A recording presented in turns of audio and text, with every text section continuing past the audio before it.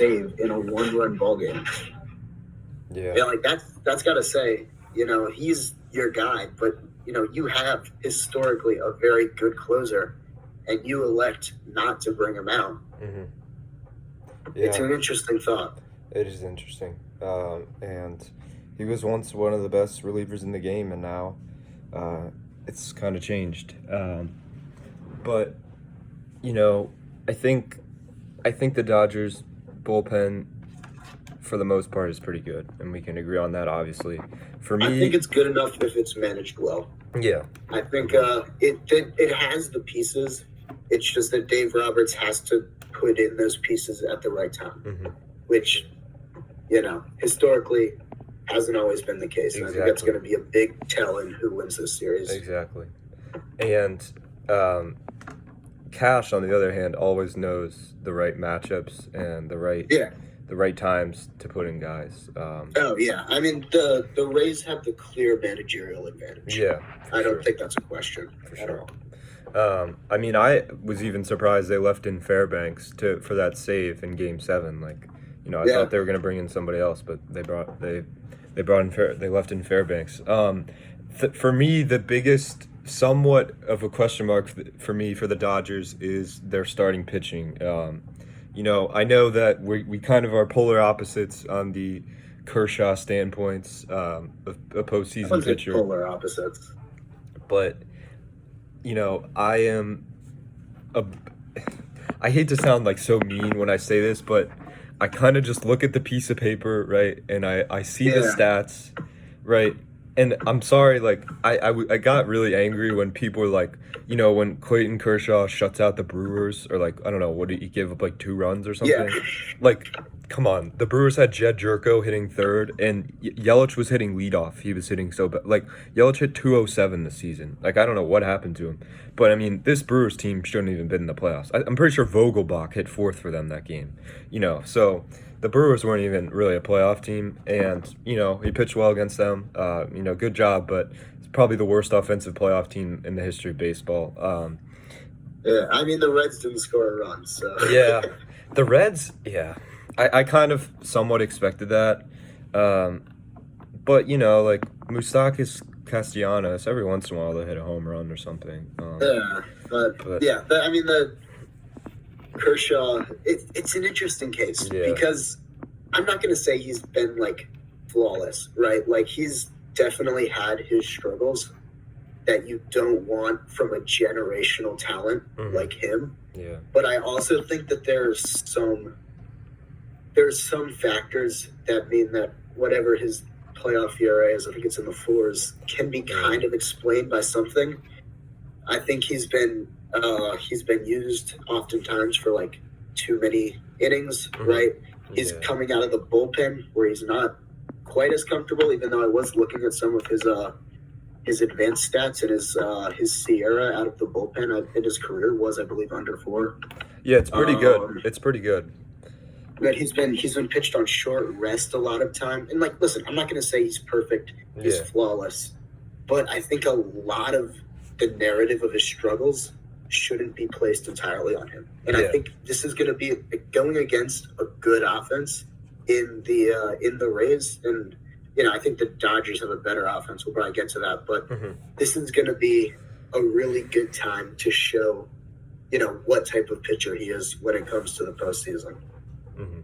Yeah, it's it's going to be interesting also because all the matchups are going to be in favor of the Rays, if you know what I mean. Like, they're going to have the right guys in, yes, and they're going to match up well against him no matter what, because that's the Rays. But it's just, for me, like, being a guy of statistics also, you look at, one of the things you look at is sample size, and Kershaw's sample size is 100 innings. He's pitched over 100 innings in the playoffs, and statistically speaking, eventually, if he is a good postseason pitcher, those stats have to turn around, right? They have to improve, and they really haven't.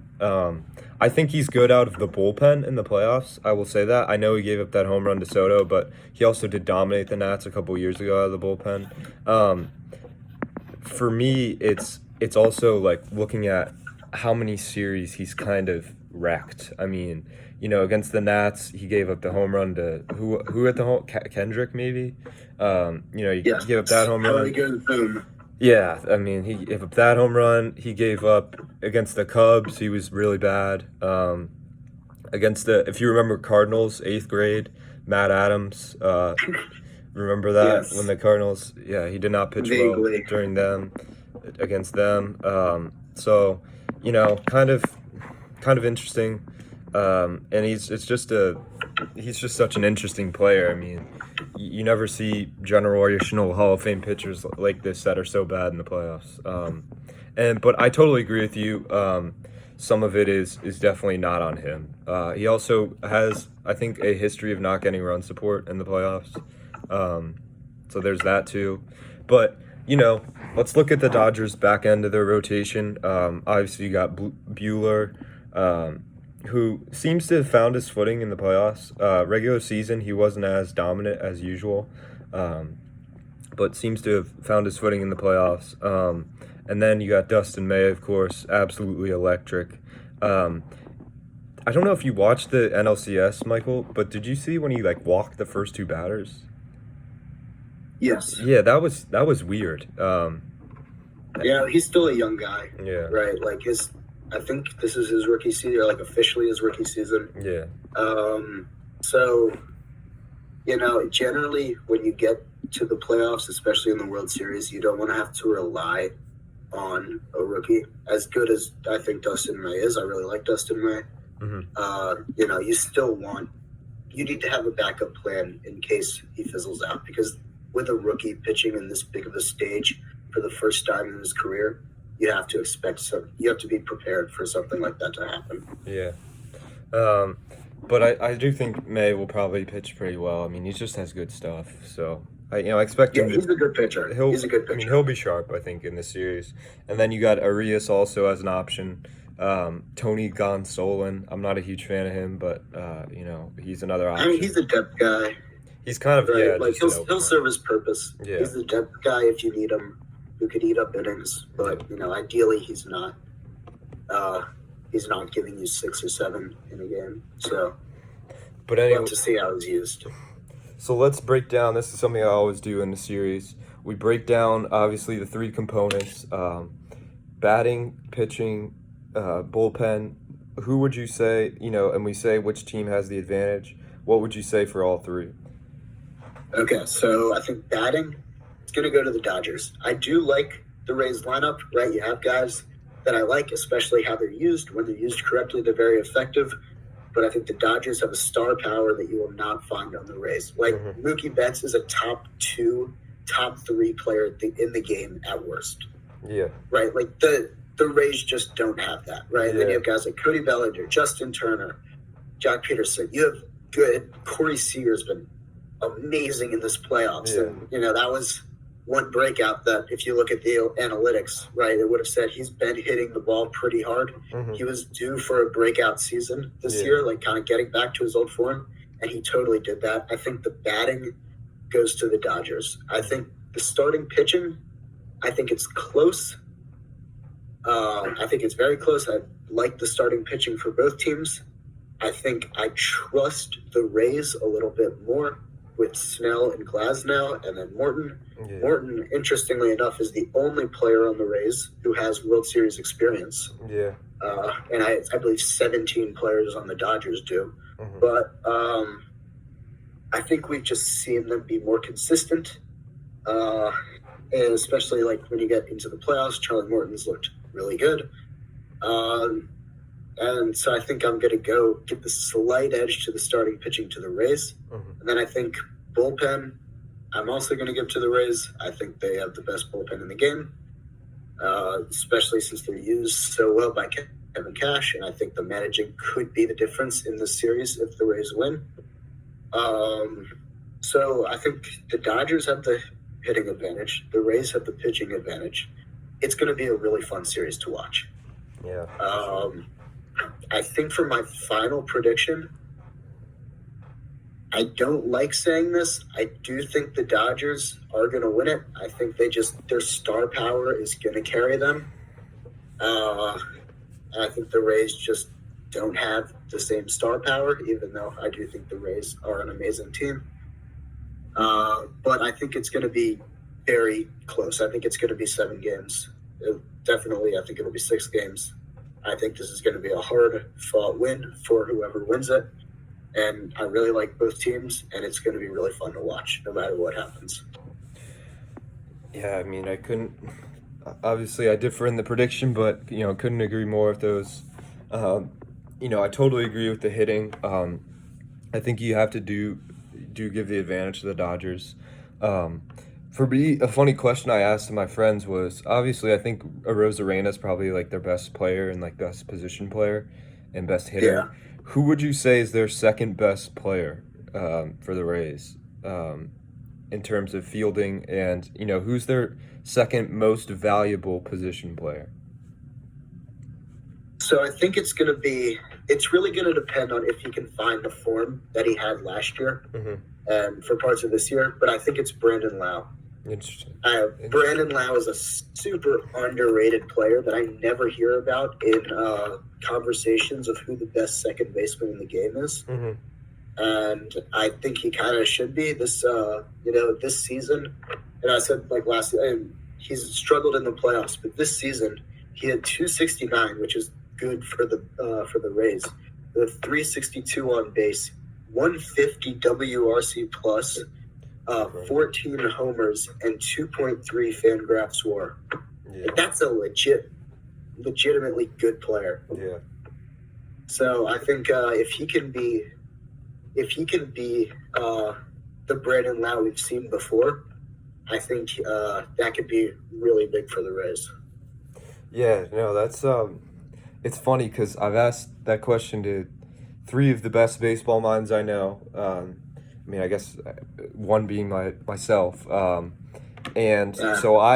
you said Brandon Lau. My friend said Joey Wendell, and I totally respect that. I mean, Wendell is someone who's always, he always grinds his at bats. Great fielder. He's one of those pesky players. Yeah, you don't like to pitch against. Exactly. He's kind of like Pedroia too. Just like he just plays so hard. Really good player.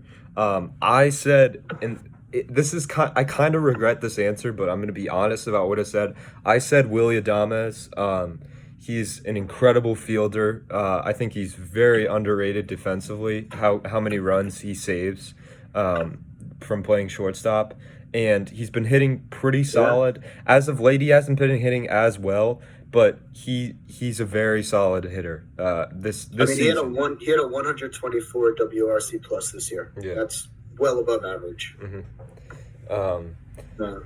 So that's a good pick. I wanted to say him or Choi. I think Choi's a great player. He always gets clutch hits, and wow, is he good at first base defensively.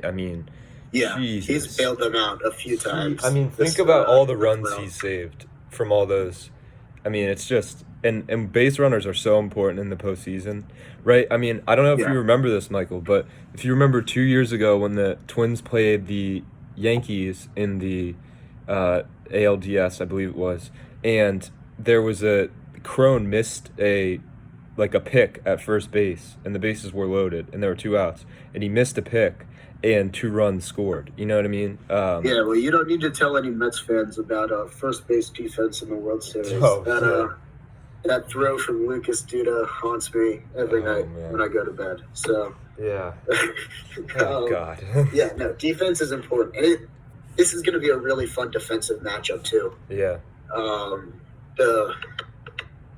And I believe, I forget the dude's name, but the Rays actually just called someone up, I think, to the World Series roster. Phillips? I believe that's it. Yes, the outfielder. Brent and he's Phillips actually, if you go per inning, he's saved more runs defensively than any other player in baseball. Wow, that's incredible. And they were already an amazing defensive team. This is going to be an amazing defensive series. Mookie Betts making these crazy catches. Yeah. In the new Globe Life Park or Stadium or whatever it's called. And then you have the Rays defense. It's gonna be fun to see what happens with that. It's gonna be awesome. Well, and also they brought up Ryan Sheriff, who's another. I don't know if you watch them at the end of the year, but he's a very interesting. He's a lefty who doesn't throw very hard, but he throws kind of like sidearm, and he has interesting stuff. So he'll definitely help them out pitching That'll be wise. fun. I saw Jose Alvarado was not on the World Series roster, Interesting. if I'm not mistaken. If I'm the right guy. Wow, that's weird. He didn't pitch that much in the playoffs, but I think he was good when he pitched. Yeah, he was the guy they sent down. Yeah, and they called up Brett Phillips. Interesting. They replaced Phillips with Aaron Sluggers. Aaron Sluggers. Yeah, so he's not on the World Series roster. Interesting. So I personally have the Rays.